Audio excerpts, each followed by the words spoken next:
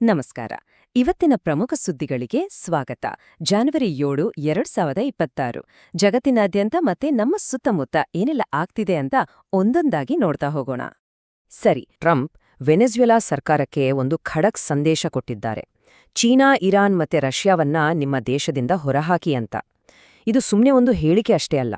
ದಕ್ಷಿಣ ಅಮೆರಿಕಾದಲ್ಲಿ ತನ್ನ ಹಿಡಿತವನ್ನ ಮತ್ತೆ ಸ್ಥಾಪಿಸೋಕೆ ಅಮೆರಿಕ ಮಾಡ್ತಿರೋ ಒಂದು ಪ್ರಯತ್ನದ ಭಾಗ ಇದು ಅಂತಾನೂ ವಿಶ್ಲೇಷಿಸಲಾಗ್ತಿದೆ.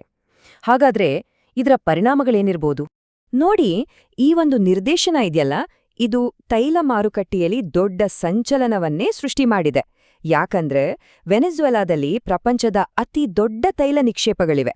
ಈಗ ಚೀನಾ, ಇರಾನ್, ರಷ್ಯಾವನ್ನ ಅಲ್ಲಿಂದ ಹೊರಗೆ ಕಳಿಸೋದ್ರಿಂದ ಅಮೆರಿಕ ಇಡೀ ಜಾಗತಿಕ ತೈಲ ಪೂರೈಕೆಯ ಮೇಲೆ ತನ್ನ ಕಂಟ್ರೋಲ್ ತಗೊಳ್ಳೋಕ್ ನೋಡ್ತಿದ್ಯಾ? ಇದು ಗ್ಲೋಬಲ್ ಎನರ್ಜಿ ಪಾಲಿಟಿಕ್ಸ್ನಲ್ಲಿ ಒಂದು ದೊಡ್ಡ ಟರ್ನಿಂಗ್ ಪಾಯಿಂಟ್ ಆಗೋ ಸಾಧ್ಯತೆ ಇದೆ. ಈ ಕಡೆ ಪಾಕಿಸ್ತಾನದಿಂದ ಒಂದು ವರದಿ ಬಂದಿದೆ. ಹಮಾಸ್ ಮತ್ತೆ ಲಷ್ಕರೆ ತೊಯ್ಬಾ ಈ ಎರಡು ಉಗ್ರಗಾಮಿ ಸಂಘಟನೆಗಳ ಲೀಡರ್ಸ್ ಸಭೆ ಸೇರಿದ್ದಾರಂತೆ. ಈ ಎರಡು ಗುಂಪುಗಳ ಗುರಿಗಳು ಬೇರೆ ಬೇರೆ. ಆದ್ರೂ ಇವರ ಈ ಭೇಟಿ ದಕ್ಷಿಣ ಏಷ್ಯಾ ಮತ್ತೆ ಮಧ್ಯಪ್ರಾಚ್ಯದಲ್ಲಿ ಒಂದು ಹೊಸ ಅಪಾಯಕಾರಿ ಮೈತ್ರಿಗೆ ನಾಂದಿ ಹಾಡ್ತಾ ಅನ್ನೋ ಆತಂಕ ಶುರುವಾಗಿದೆ. ಬಾಂಗ್ಲಾದೇಶದಿಂದ ಒಂದು ಶಾಕಿಂಗ್ ರಿಪೋರ್ಟ್ ಇದೆ. ಬಾಂಗ್ಲಾದೇಶ್ ಯೂನಿಟಿ ಕೌನ್ಸಿಲ್ ಹೇಳೋ ಪ್ರಕಾರ ಡಿಸೆಂಬರ್ 1ನೇ ತಿಂಗಳಲ್ಲಿ ಅಲ್ಲಿನ ಅಲ್ಪಸಂಖ್ಯಾತ ಸಮುದಾಯಗಳ ಮೇಲೆ ಬರೋಬ್ಬರಿ 51 ಹಿಂಸಾಚಾರದ ಘಟನೆಗಳು ನಡೆದಿವೆಯಂತೆ. 51! ಇದು ಒಂದು ನಂಬರ್ ಅಷ್ಟೇ ಅಲ್ಲ, ಇದು ಅಲ್ಲಿನ ಅಲ್ಪಸಂಖ್ಯಾತರ ಸ್ಥಿತಿ ಎಷ್ಟು ಗಂಭೀರವಾಗಿದೆ, ಅವರ ಸೇಫ್ಟಿ ಬಗ್ಗೆ ಎಷ್ಟು ದೊಡ್ಡ ಪ್ರಶ್ನೆಗಳಿವೆ ಅನ್ನೋದನ್ನ ತೋರಿಸ್ತೆ. ಸರಿ, ಈಗ ನಮ್ಮ ದೇಶದ ರಾಜಕೀಯದ ಕಡೆ ಬರೋಣ. ಇತ್ತೀಚೆಗೆ ಬಂದಿರೋ ಕೆಲವು ಸ್ಟೇಟ್ಮೆಂಟ್ಸ್ ರಾಜಕೀಯ ವಲಯದಲ್ಲಿ ದೊಡ್ಡ ಮಟ್ಟದ ಚರ್ಚೆಯನ್ನೇ ಹುಟ್ಟುಹಾಕಿವೆ. ರಾಹುಲ್ ಗಾಂಧಿ ಪ್ರಧಾನಿ ಮೋದಿಯವರ ವಿದೇಶಾಂಗ ನೀತಿಯನ್ನ ಟೀಕಿಸಿದ್ದಾರೆ. ಟ್ರಂಪ್ ಅವರ ಹೇಳಿಕೆಗೆ ರಿಯಾಕ್ಟ್ ಮಾಡ್ತಾ ವ್ಯತ್ಯಾಸವನ್ನ ಅರ್ಥ ಮಾಡ್ಕೊಳ್ಳಿ ಅಂತ ಹೇಳಿದ್ದಾರೆ. ಅಷ್ಟೇ ಅಲ್ಲ, ಮೋದಿಯವರನ್ನ ಮಾಜಿ ಪ್ರಧಾನಿ ಇಂದಿರಾ ಗಾಂಧಿಯವರ ಜೊತೆ ಹೋಲಿಕೆ ಮಾಡಿದ್ದಾರೆ. ಸರ್ಕಾರದ ಅಂತಾರಾಷ್ಟ್ರೀಯ ನಿಲುವಿನ ಬಗ್ಗೆ ಪ್ರತಿಪಕ್ಷಗಳಿಗಿರೋ ಅಸಮಾಧಾನವನ್ನ ಈ ಟೀಕೆ ಸ್ಪಷ್ಟವಾಗಿ ತೋರಿಸ್ತಿದೆ. ಇನ್ನೊಂದ್ ಕಡೆ ಟಿಎಂಸಿ ಸಂಸದೆ ಮಹುವಾ ಮೊಯ್ತ್ರಾ ಒಂದು ಕವಿತೆಯ ಸಾಲನ್ನ ಶೇರ್ ಮಾಡಿದ್ದಾರೆ. ನೀವು ಮೇಲೇಳುತ್ತೀರಿ ಅಂತ.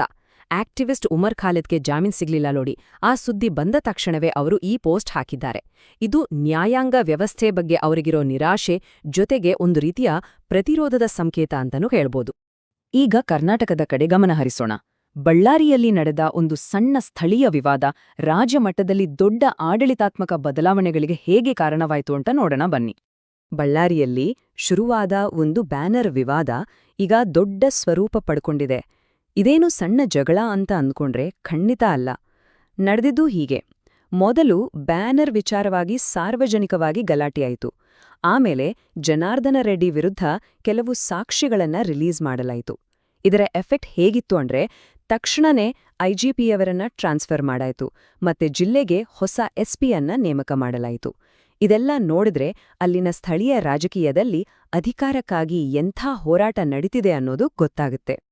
ಕೊನೆಯದಾಗಿ ಕರ್ನಾಟಕದ 2 ದೊಡ್ಡ ನಗರಗಳಾದ ಮೈಸೂರು ಮತ್ತು ಬೆಂಗಳೂರಿನಿಂದ ಬಂದಿರೋ ಕೆಲವು ಇಂಟ್ರೆಸ್ಟಿಂಗ್ ಸುದ್ದಿಗಳನ್ನ ನೋಡೋಣ. 2113 ಎಕರೆ. ಹೌದು, ಇದು ಮೈಸೂರಿನ ಹತ್ರ ನಿರ್ಮಾಣ ಆಗ್ತಿರೋ ಒಂದು ಹೊಸ ಮೆಗಾ ಟೌನ್ಶಿಪ್ನ ವಿಸ್ತೀರ್ಣ. ಸುಮಾರು 20,000 ಸೈಟ್ಗಳನ್ನ ಡೆವಲಪ್ ಮಾಡೋ ಗುರಿ ಇಟ್ಕೊಂಡಿದ್ದಾರೆ. ಈ ಪ್ರಾಜೆಕ್ಟ್ ಮೈಸೂರಿನ ಚಿತ್ರಣವನ್ನೇ ಬದಲಿಸಬಹುದು. ಆದರೆ ಸ್ಥಳೀಯ ಪರಿಸರ ಮತ್ತೆ ಮೂಲಸೌಕರ್ಯಗಳ ಮೇಲೆ ಇದರ ಪರಿಣಾಮ ಏನಾಗಬಹುದು ಅನ್ನೋದು ಕೂಡ ಒಂದು ದೊಡ್ಡ ಪ್ರಶ್ನೆ. ಬೆಂಗಳೂರಿನಿಂದ ಬಂದಿರೋ ಈ ಸ್ಟೋರಿ ನಿಜಕ್ಕೂ ಎಲ್ಲರಿಗೂ ಸ್ಫೂರ್ತಿ ಕೊಡುವಂಥದ್ದು. ಒಬ್ಬ ತಂದೆ ತನ್ನ ಮಗಳ ಓದಿಗಾಗಿ ಏನೆಲ್ಲ ಮಾಡ್ತಾರೆ ನೋಡಿ. ಬೆಳಗ್ಗೆ ದೋಸೆ ಹಿಟ್ಟು ಮಾರಿ ಮಧ್ಯಾಹ್ನ ಇನ್ನೊಂದು ಕೆಲ್ಸಕ್ಕೆ ಹೋಗ್ತಾರೆ. ಪೋಷಕರ ಪ್ರೀತಿ ತ್ಯಾಗಕ್ಕೆ ಇದಕ್ಕಿಂತ ಒಳ್ಳೆ ಉದಾಹರಣೆ ಬೇಕಾ? ಈ ಕಥೆ ಇಡೀ ನಗರದ ಜನರ ಮನಸ್ಸನ್ನ ಗೆದ್ದಿದೆ. ಸರಿ, ಇವತ್ತಿನ ಎಲ್ಲಾ ಸುದ್ದಿಗಳನ್ನು ನೋಡಿದ್ವಲ್ವಾ? ಒಂದು ವಿಷಯ ಅಂತೂ ಸ್ಪಷ್ಟ.